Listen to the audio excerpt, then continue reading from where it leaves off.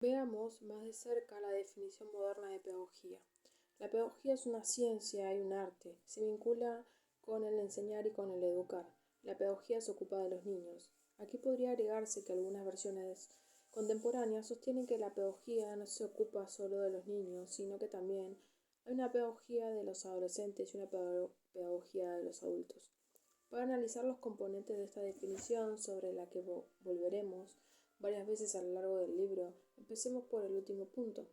Según el pedagogo Mariano Norodowski, la pedagogía moderna nace con el concepto de que el niño debe ser educado, mientras que durante mucho tiempo los niños correteaban por el pueblo, aprendían cosas espontáneamente y se vinculaban con muchos adultos en un momento que el historiador Philip Aries situó hacia el final de la Edad Media.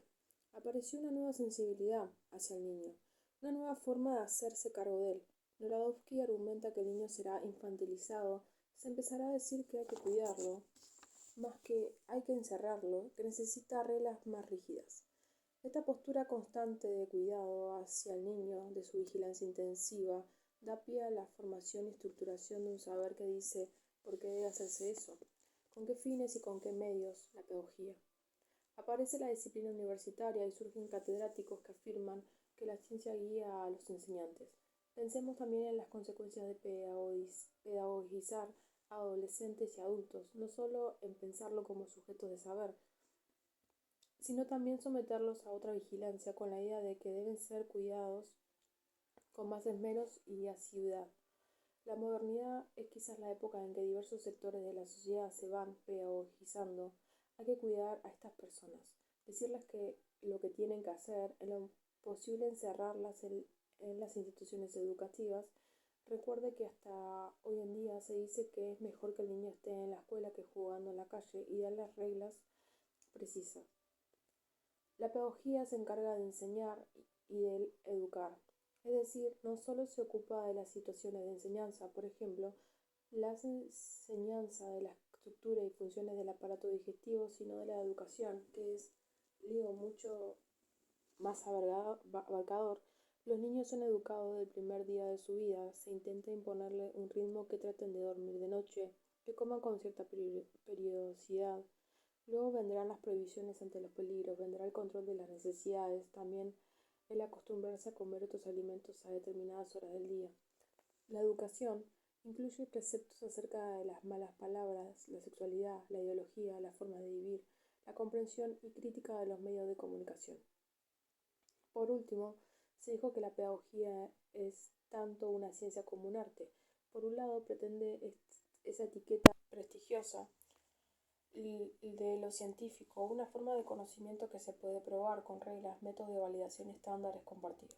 Sabemos que en nuestras sociedades los científicos constituyen una profesión de gran prestigio, aun cuando no siempre se los retribuye de acuerdo con ese prestigio, y mucha gente no entienda el contenido de lo que el científico hace. La pedagogía entonces quiere ser tratada como ciencia, pero por otro lado la pedagogía es un arte. Ustedes lo sabrán, un maestro puede ser muy versado en diversas disciplinas, conocer el contenido a enseñar, conocer las diversas dificultades de aprendizaje, disponer de una larga lista de métodos de enseñanza y de buenos instrumentos de diagnóstico y evaluación. Sin embargo, la manera del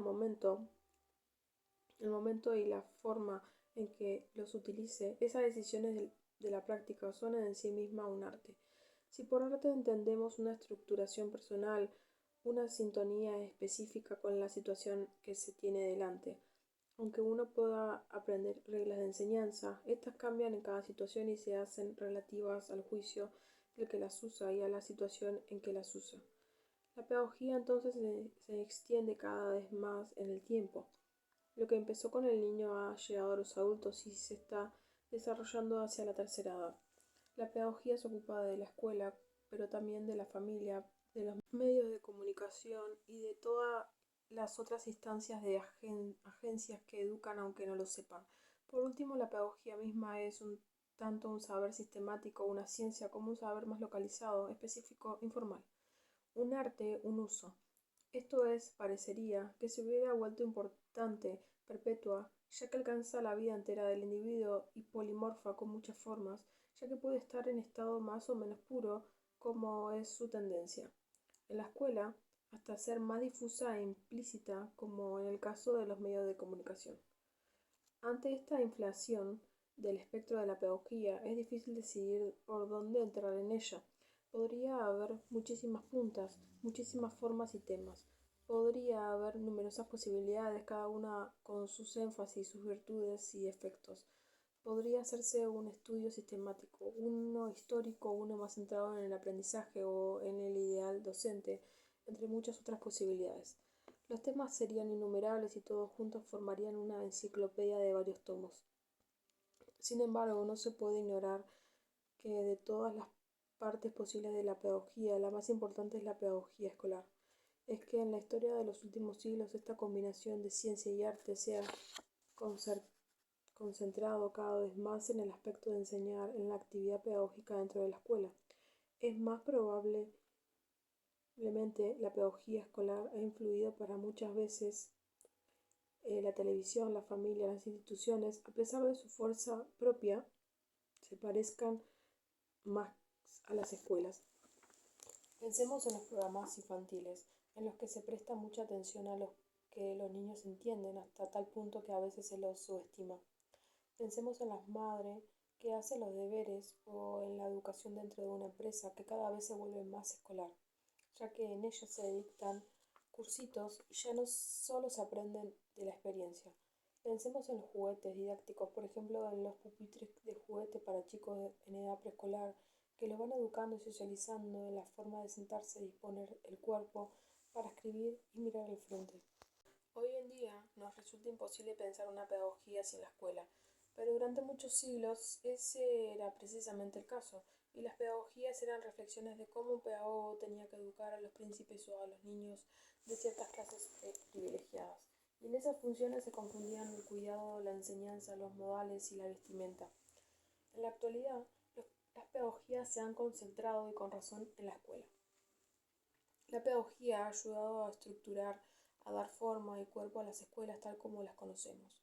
Ha formulado programas, ideas, direcciones que han sido adoptados en mayor o menor medida con mejores o peores efectos. Queremos exponer entonces la pedagogía en acción o funcionamiento. Queremos acercarle una serie de materiales que muestren cómo los pedagogos pensaron las aulas para su época, qué cosas propusieron y cómo esas propuestas se combinaban con realidades que eran muy distintas. Queremos mostrarle que el conocimiento puede ayudarnos en el desafío que compartimos con usted de enfrentar a un grupo y hacerlo de manera responsable. Para darle la bienvenida a la reflexión pedagógica, en este libro nos centraremos en un ejemplo de cómo el conocimiento pedagógico, esa ciencia, ese arte, desempeñó un papel importante a la hora de armar y darle contorno a uno de nuestros más viejos conocidos, el aula, de la escuela elemental. En este trayecto de la historia del aula quizás quede más claro por qué la pedagogía podría ser tanto pedantería como método. Ayo acompañante. Queremos mostrarle cómo la pedagogía intentó darle forma al aula, a la disposición del espacio, a sus rituales, costumbres, modo de interacción y de comunicación. Quizás eso nos ayude a lidiar con nuestros temores y a apropiarnos con decisión de ese espacio de acción.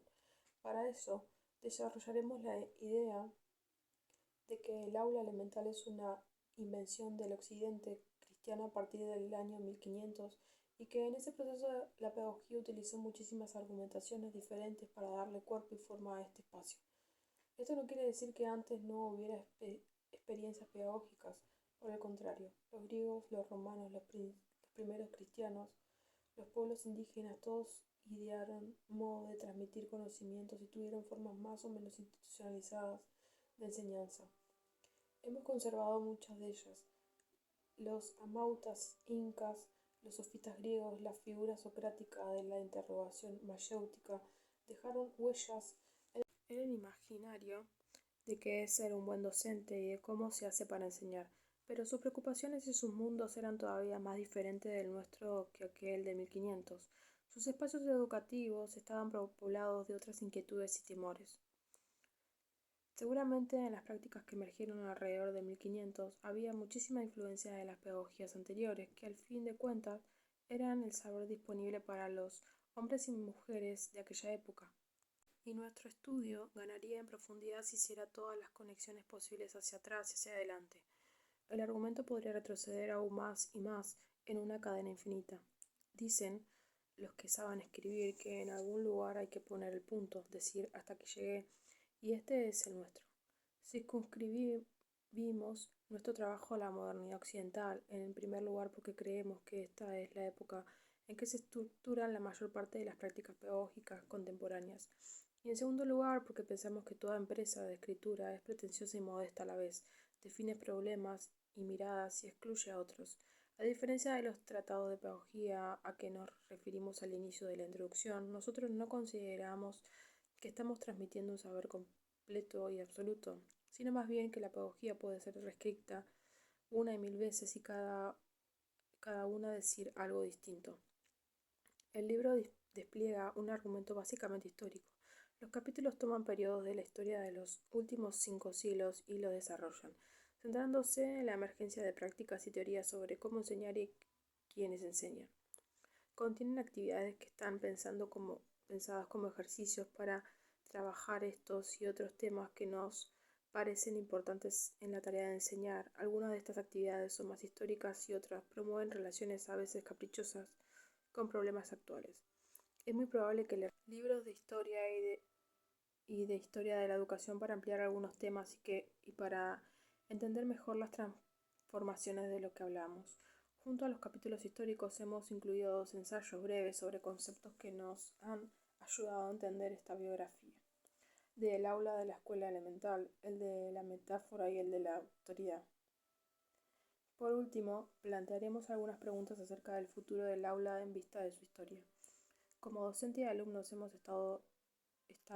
estamos y estaremos mucho tiempo en el aula. Sin embargo, en el revuelo cotidiano del aprender y del enseñar, no siempre nos detenemos a pensar qué es realmente esa situación, tan importante para definirnos como docentes y pedagogos.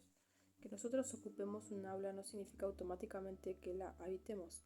Cuando uno solo ocupa un espacio, se trata de una estructura que ya está dada, muebles, costumbres, todo está ahí y nos espera. El docente más experimentado nos dice que él considera que son las claves para ser un buen maestro. Si nos quedáramos con eso, la tradición que nos transmite la experiencia de los otros, con todo lo valiosa que pueda resultarnos, estaríamos ocupando el aula de una manera pasiva en la que uno meramente se acostumbra a las cosas ya formadas. Habitar el aula quiere decir armar ese espacio según gustos, opciones, márgenes de maniobra, considerar alternativas, elegir algunas y rechazar otras. Habitar un espacio es entonces una posición activa. Por eso, esta invitación no se agota en el tema del aula, sino que intenta ser un llamado para activar nuestras fuerzas para habitar el lugar que solo ocupamos. Nos gusta esta expresión del poeta Oliverio Girondo. La costumbre nos teje diariamente una telaraña en las pupilas. Poco a poco nos aprisiona la sintaxis, el diccionario, y aunque los mosquitos vuelan tocando la corneta, carecemos del coraje de llamarnos arcángeles. Cuando una tía nos lleva de visita, saludamos a todo el mundo, pero tenemos vergüenza de estrecharle la mano al señor gato, y más tarde, al sentir deseos de viajar, tomamos un boleto de una agencia de vapores en vez de metamorfosear una silla de transatlántico. No se trata de que para ser maestro haya que hacer volar a las vacas y reír a los cuadernos, aunque seguramente nos vendría bien leer un poco más de poesía y de humor.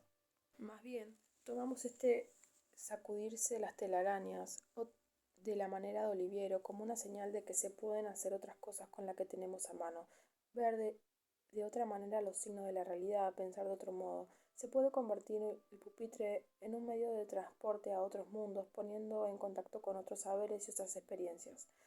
De hecho, se supone que es la tarea de la escuela integrar al sujeto a otros mundos de experiencias y códigos diferentes a los que le dio su familia. Que este viaje se lleve a cabo y que sea placentero depende en parte de nosotros.